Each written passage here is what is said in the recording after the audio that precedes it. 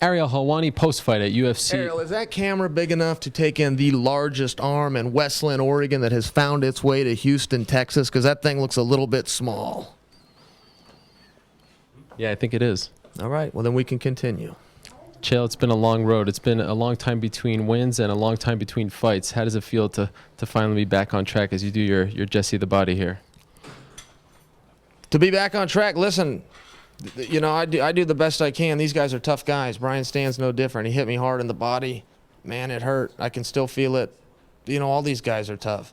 There's really nothing I can say. You know, you go do these matches, you do the best you can, but I am not here to be one of the guys. I got plenty of money and plenty of fame. I'm after 12 pounds of gold, and that's it. Did you expect to finish him? Is that how you envisioned the fight to go down? No, I did not.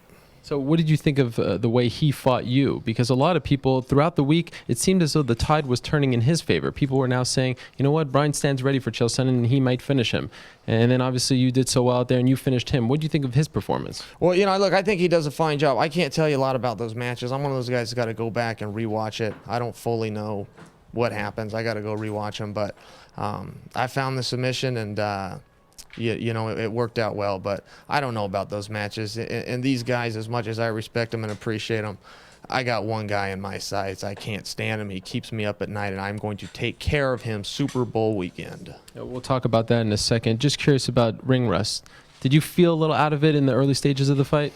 You know, the preparation was a little bit weird. I remember getting in there, and there's a feel to the octagon, and I forgot it. I forgot the feel, I forgot the smell, I forgot what it's like to have those lights in your eyes and not have all of your senses around you. You know, so you kind of got to learn on the go a little bit. Perhaps one of the greatest post-fight interviews in UFC history right there. Not just a great performance, but what you said to Joe Rogan after the fact was memorable stuff.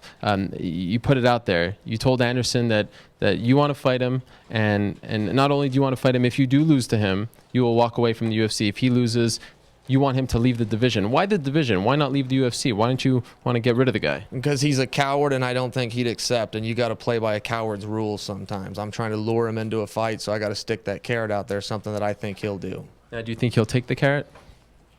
He ducked me for 6 years. I don't think why things will change now. If Joe Rogan hadn't taken the microphone out of my mouth, I would have told him, Anderson Silva, I want your answer right now. If you accept, I will wait till Super Bowl weekend. But if you reject, I will walk over there and whip your ass right here, right now in Houston, Texas. Is a part of you a little concerned that he might, you know, Dan Henderson said that he ducked him. Is a part of you concerned that he won't take the fight? Yeah, I don't expect him to take the fight. He's a coward. I truly don't expect him to take the fight. You know, this guy walks around, I want the biggest fights. Well, there's no bigger fight than our rematch, stupid. Well, I want the toughest guys. Well, God never made a tougher man than me, and my name hasn't come out of your mouth once.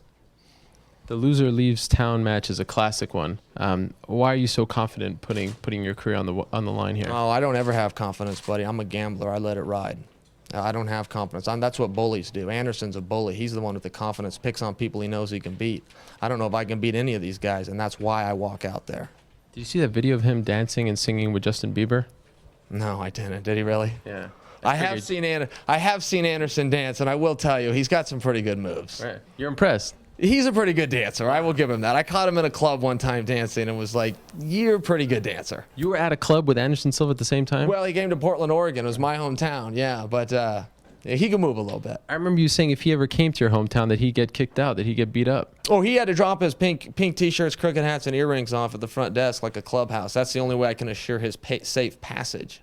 Now, you talk about Super Bowl weekend. Why that date? Has the UFC told you that that's the date? I have my reasons. How about Brazil? Wouldn't that be something?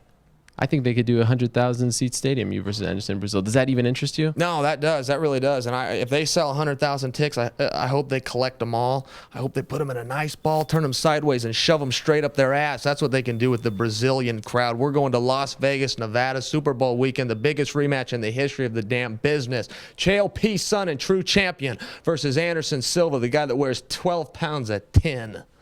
And have they told you 100% that you are now the #1 contender? We'll see. And by the way, what was it like dealing with the Texas Commission, considering some of the issues in the past? Were they fair and kind to you? Well, you know, look, they don't have to be kind to me. They've got a job to do. They're professionals. They make the rules, and I follow them. The same as any commission out there. I believe in commissions. I believe in rules, and I believe they should be followed. Has the Chael Sonnen era begun, or is this just the continuation of what you started in August of last year? Undefeated and undisputed. I'd say we've been at this a while. Congratulations. We look forward to the next one. Thank you, Ariel. I appreciate that.